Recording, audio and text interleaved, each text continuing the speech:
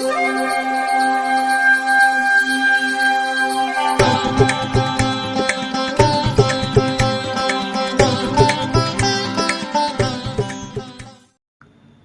வசந்த காலம் YouTube channel வாயிலாக ஜோதிடர் சண்முகப்பிரியன், சென்னை அடையாறிலிருந்து மாதாந்திர ராசி பலன். அதில் இந்த வைகாசி மாதம் அதற்கான பலாபலன் கடகராசிக்காரர்களுக்கு எப்படி இருக்குது அப்படிங்கிறத பார்க்க போகிறோம். 14/5/2024 முதல் 14/6/2024 இந்த காலகட்டத்தில் என்ன பலன் நடக்க போகுது அப்படின்னு பார்க்கணும். மாத பலன் அப்படிங்கிறது சூரியனை மையமாய்த்து சொல்கிறது. மேஷத்திலிருந்து சூரிய பகவான் வைகாசி மாதம் ரிஷபத்துக்கு வந்துட்டார். அது முதல் மாற்றம். ஏனைய மாற்றங்கள் அப்படின்னு பார்த்தோம்னா 20/5/2024 ரிஷபத்துக்கு சுக்கிரன் மாறுகிறார். 24/5/2024 ரிஷபத்துக்கு புதன் மாறுகிறார். 31/5/2024 மேஷத்துக்கு செவ்வாய். 9/6/2024 மிதுனத்துக்கு புதன். 13/6/2024 மிதுனத்துக்கு சுக்கிரன். இந்த மாற்றங்கள் எல்லாமே கடகராசிக்காரர்களுக்கு எவ்வாறு பலனை செய்யும் அதை பார்ப்போம்.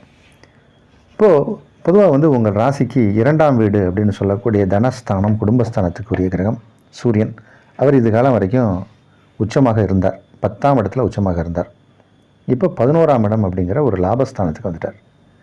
பொதுவாகவே சூரியன் 11ஆம் இடத்துல இருக்கிறது பிறவி ஜாதகத்தில் அந்த மாதிரி அமைப்பு பெற்றவர்கள்லாம் பெரிய யோகவான்கள். கோச்சாரத்தில் சூரிய பகவான் 11ஆம் இடத்துக்கு வரும்போது பெரிய பெரிய நல்ல நல்ல விஷயங்கள்லாம் நடக்கும்.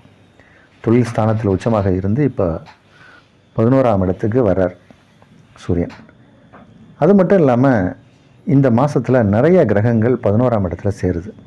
குறிப்பாக சொல்லணும்னா ஒரு 7ஆம் தேதி அந்த மாதிரியான நாட்கள்லாம் 6, 7 தேதிகளில் 11ஆம் இடத்துல 5 கிரகங்கள் சேர்க்கை ஏற்படுது.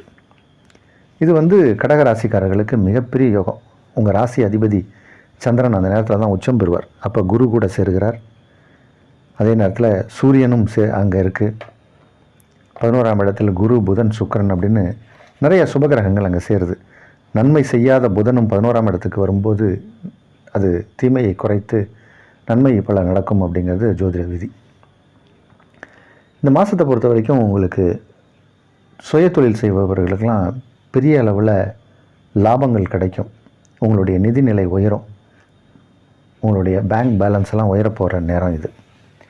தொழில் முயற்சி, புதுசாக ஏதாவது தொழில் விஷயமாக ஏதாவது முயற்சி எடுத்திங்கன்னா அது சக்ஸஸ் ஆகும்.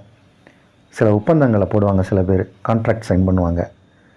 சில வெளிநாடு பயணங்கள் ஏற்படும். கடல் தாண்டி போகக்கூடிய விஷயங்கள் சிலருக்கு நடக்கும்.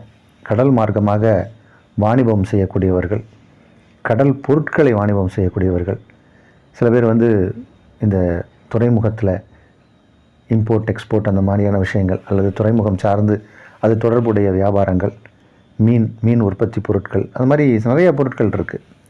கடலிலிருந்து கிடைக்கக்கூடிய விஷயங்கள் அது எல்லாத்தையுமே செய்யக்கூடியவர்களுக்கெல்லாம் பெரிய அளவில் லாபங்கள் கிடைக்கும். உங்களுடைய தாயார் மற்றும் தந்தை அவர்களின் ஆரோக்கியம் சிறப்பாக இருக்கும். அவர்கள் மூலம் நமக்கு ஏதாவது நன்மை நடக்கணும்னா நடக்கும். தந்தை வழி உறவுகளாலும் தாய் வழி உறவுகளாலும் நன்மை நடக்கும். தாய் மாமனால் ஆதரவு கிடைக்கும். தாய் மாமனால் சில நல்ல விஷயங்கள்லாம் நடக்கும். அப்போ அத்தை, மாமா இந்த மாதிரியான உறவுகளும் நமக்கு இப்போ சுகமாக இருக்குது, நல்லா இருக்குது. அதே மாதிரி நன்மை செய்யாத புத பகவானும் 10ஆம் இடம் 11ஆம் இடத்திற்கு பிறகு 12ஆம் இடம் வரக்கூடிய ஒரு சூழ்நிலையும் இருக்குது. மிதுனத்துக்கும் புதன் வரார், சுக்கிரனும் மிதுனத்துக்கு வரார். இந்த மாதிரி நேரங்களில் சில சுப விரயங்கள் ஏற்படும். குடும்பத்தில் நல்ல விஷயங்கள்லாம் நடக்கும். குடும்பத்தில் ஏதாவது சுப விஷயங்களுக்கான பேச்சுவார்த்தையெல்லாம் நடத்தப்படும்.